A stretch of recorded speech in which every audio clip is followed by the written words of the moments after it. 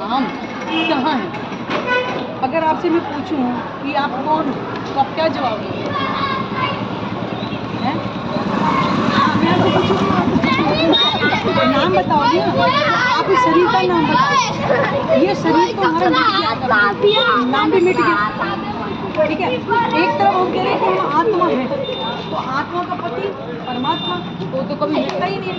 तो अगर आत्मा परमात्मा नहीं मिटता तो यानी आत्मा नहीं मिटती होगी। तो अगर मेरा असल जो स्वरूप है वो है क्या, उसको हम जाने। ये संसार नहीं था, आत्मा परमात्मा तब भी थे, और ये संसार समाप्त हो जाएगा, वो तब भी रहेंगे। तो इसका मतलब हमारा ये शरीर नहीं है, इसका मतलब कोई और तन है हमारा। उसकी पहचान करेगा हम आत्मा है, तो हमारी आत्मा का प्रीतम फिर ये संसार तो मिटने वाला है। तो हमारा तो जब हमारी आत्मा का मतलब धाम अगर कोई होगा तो वो भी तो अखंड है। आज तक किसी ने बताया, शरीर के पीछे लगे रहे, कभी माँ बने, कभी पिता बने, कभी बहन भाई है, ये चलता ही है, चक्री चलता है। लेकिन आत्मा है, गीता में साफ लिखा है, आत्मा ना जन्मती है ना मरती है, तो ना किसी को मारती है ना मरवाती है, तो ना किसी को पुत्र, ना किसी पत्नी, ना किसी को। हम जाने कि अगर हम आत्मा है तो हमारी आत्मा का प्राणेश्वर।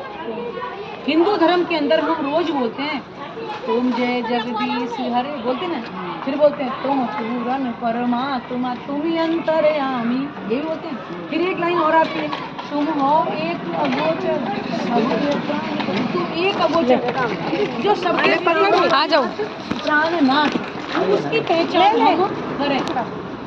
तो ये ज्ञान जो आया है ये हमें अपने घर की पहचान कराने के लिए, हम ये शरीर नहीं है, हम आत्मा है। तो हमारी आत्मा का प्रीतम कौन है और हमारा असल जो घर है वो कहाँ है, उसकी पहचान हमें आज तक तो करी नहीं।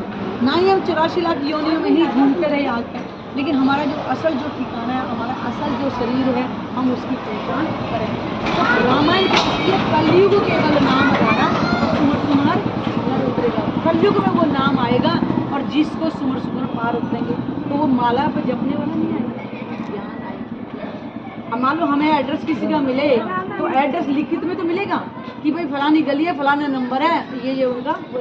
ऐसे ही वो ज्ञान आएगा जिससे हमें परमात्मा के धाम की स्वरूप की और हमारी अपनी पहचान होगी, जिसको दुनिया कल की अवतार कहती। निष्कलंक बुद्ध कल की अवतार, निष्कलंक केवल एक परमात्मा है, और वो जागृत बुद्धि का ज्ञान लेकर के इस संसार में आएंगे।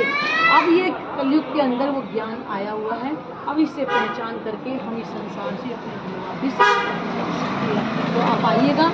ये दीदी और ये क्या नाम है राजवंती दीदी, ये इसी सत्संग को मतलब ग्रहण करती हैं, और ये ज़्यादा दूर नहीं है, 18 सेक्टर को पार करोगे ना, डबल नहर को